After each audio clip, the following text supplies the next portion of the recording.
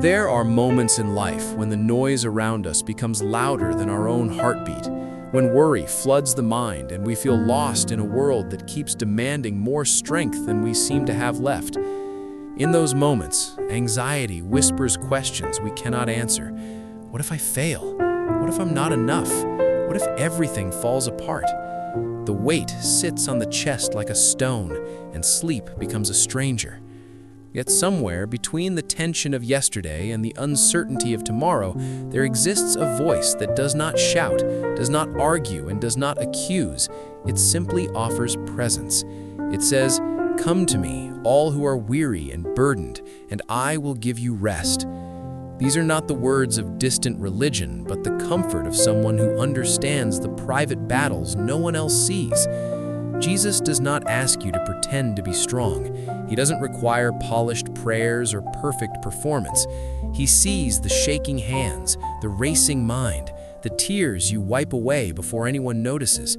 And instead of telling you to toughen up, he invites you to breathe, to receive peace instead of pressure, to find shelter instead of shame. His voice calms the storms others never knew you were sailing through.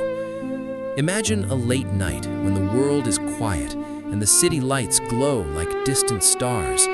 You sit alone, replaying conversations, mistakes, regrets. Yet in that solitude, the same gentle words return. You are not alone. I am with you always. The power of these words is not in poetic beauty, but in the reality of companionship. Jesus does not watch from a safe distance.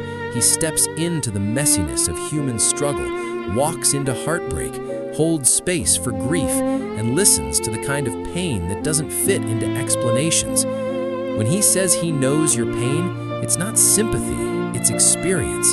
He knows the ache of loneliness, the wounds of betrayal, and the heaviness of unanswered prayers. He does not dismiss the tears or rush your healing. Instead, he whispers peace into the places others forgot. Some people think peace means the absence of problems, but Jesus offers a peace that exists even while the storm rages. It's the peace of a hand reaching through the darkness, of someone calling your name when you think no one is listening, of a love that doesn't walk away when things become difficult. When life feels chaotic and your thoughts spiral out of control, the invitation remains. Do not let your heart be troubled. Not because you should magically feel better, but because he is already carrying what you were never meant to hold alone. The world tells you to be your own anchor, but Jesus becomes the anchor when the waves become too violent.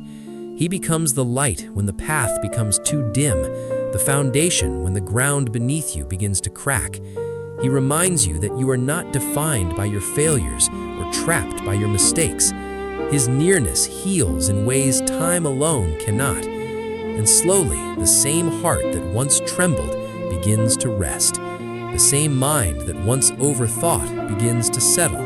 The same fears that once screamed begin to fade. In that peace, you realize something sacred. Jesus does not rush your journey. He stays for as long as it takes. He doesn't get tired of your prayers, your questions, or your need for reassurance. He simply remains.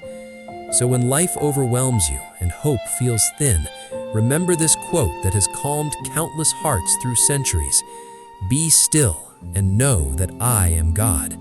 Not be impressive, not be strong, not be fearless. Simply be still. Breathe.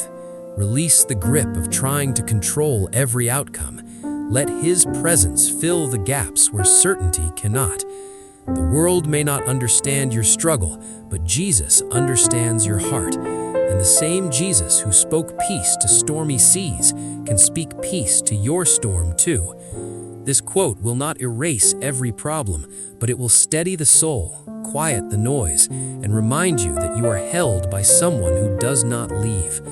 No matter how long the night, morning always comes. No matter how deep the valley, you do not walk it alone.